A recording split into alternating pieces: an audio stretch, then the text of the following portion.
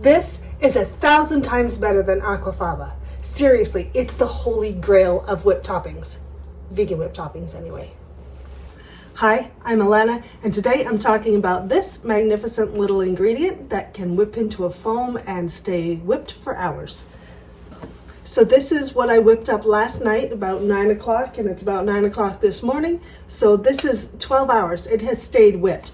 And if you know anything about aquafaba, it deflates itself in about half an hour, an hour. And it doesn't matter if it's cold or if it's at room temperature, it will just go flat again. But this little ingredient will stay whipped for 12 hours, 24 hours. It's that long. And it's really simple and easy. So let's get to it. So this is the magic ingredient. It is flax seeds. And they're whole flax seeds, not the ground ones. I don't know if you could use the ground ones. Maybe you could. I don't know. And this is what they look like.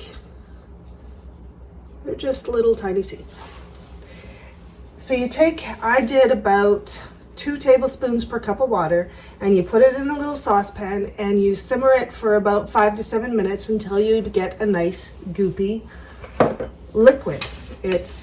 And then you strain off the seeds and you keep that goopy liquidy water. I would say that you should not use ground flax seeds because, like I said, you have to strain them out, and the ground flax seeds aren't going to strain out. So use whole flax seeds.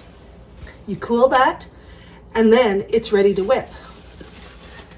And I made a cup worth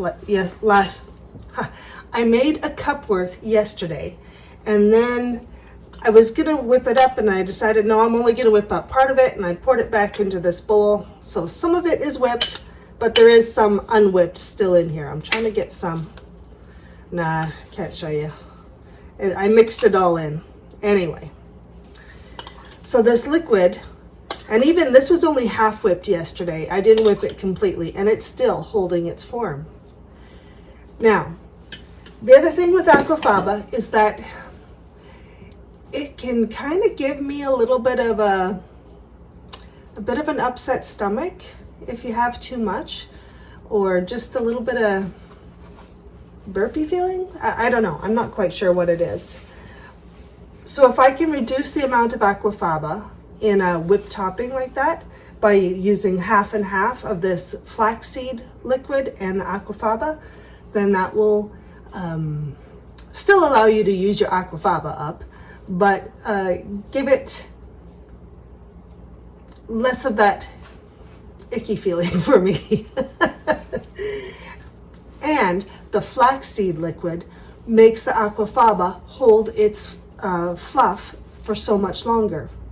And the other benefit is that the flaxseed liquid or fluff has no taste whatsoever. Aquafaba can taste kind of beany sometimes, especially depending on which type of bean you use your liquid from. But once you add the flax liquid, it takes that beaniness flavor down considerably because the flax liquid has no flavor. Okay, so I'm going to put some of these things together and I'll show you how it whips up. First of all, this is my aquafaba. This is from the liquid. I did some lima beans, and then I also did some navy beans, and I just took off the water and boiled it down a little bit so I got it to a nice texture. So it's quite thick, similar to the thickness that you would get out of a can of chickpeas, that water. So I'm going to do half a cup of that. And then this is about 2/3 of a cup of flaxseed liquid. So I'm going to use maybe half of it. Maybe I'll get half a cup. Yeah, that looks like it would have been half a cup without it being whipped. Okay. That goes in.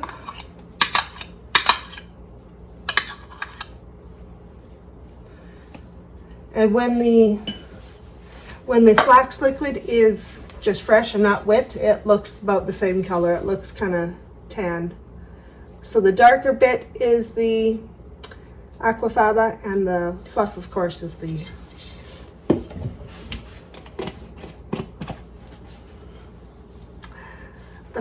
flaxseed liquid that's already been a little bit pre-fluffed.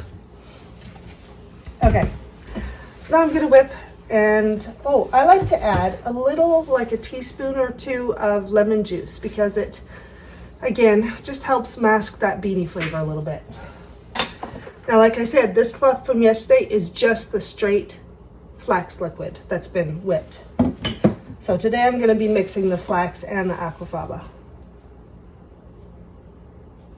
And that's about 2 teaspoons, because this is a larger spoon of lemon juice. And then once it's fluffed a bit, we'll add some sugar and flavoring. Okay, so this has been whipped. It's only taken a couple minutes, and now I'm gonna add the sugar. All right, so it was whipping for a couple of minutes, like really only a couple of minutes, and it's already nice and stiff. And when you're whipping aquafaba, it can take 5-8 minutes. It takes a lot longer. That's the other benefit of mixing your flaxseed gel with your aquafaba, is it whips up so much faster. So now I'm going to add some sugar. And I think if you really wanted to give it some more flavor, I would add, you know what, maybe I should split this in half and use sugar for half and maple syrup for the other half. I think maybe I will try that, because it really doesn't have much of a flavor, and it would help from having a little bit of something in there, not just straight sugar. My opinion. Okay, so I've decided I'm going to put in 2 tablespoons of sugar and 2 tablespoons of maple syrup. See how that goes.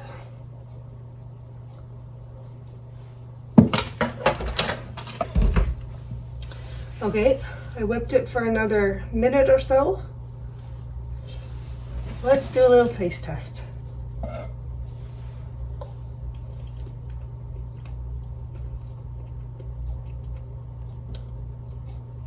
That's good. It does decrease the beanie flavor. I think I might even do 2/3 of the flaxseed gel and 1/3 of the aquafaba. But look at that. It's almost marshmallowy. And that's the flaxseed gel. It really makes it marshmallowy.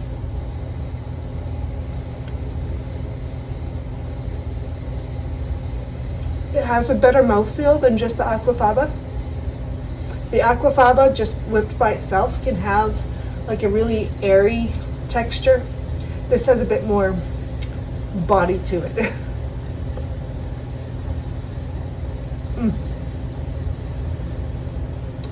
Yeah, that's really good. I would use that as a whipped topping 1,000 times better than just straight aquafaba whipped. Ooh, yum. And this will stay whipped for, like I said, 12 hours, several hours. You can make this early in the day and then use it for your dessert that night, and it probably won't need to be whipped again. You could whip it again, because I used the stuff from last night that I whipped. I just added it back in and whipped it again, and it was fabulous. Fabulous. Okay. It's so nice when an experiment works out. So there you go. Whipped flaxseed gel and aquafaba makes a great whipped topping. And like I said, add in a little maple syrup or honey or something to give it just a little more flavor to mask that aquafaba, the beans. And of course you could add vanilla or almond flavoring or whatever kind of flavoring you want. The next experiment is to try to add in maybe some cocoa or some oil if you wanted it a little bit oily, but really I am not missing out on anything here. And since I'm going oil-free right now, I'm not going to add the oil. Maybe you guys can do that experiment and let me know how it goes.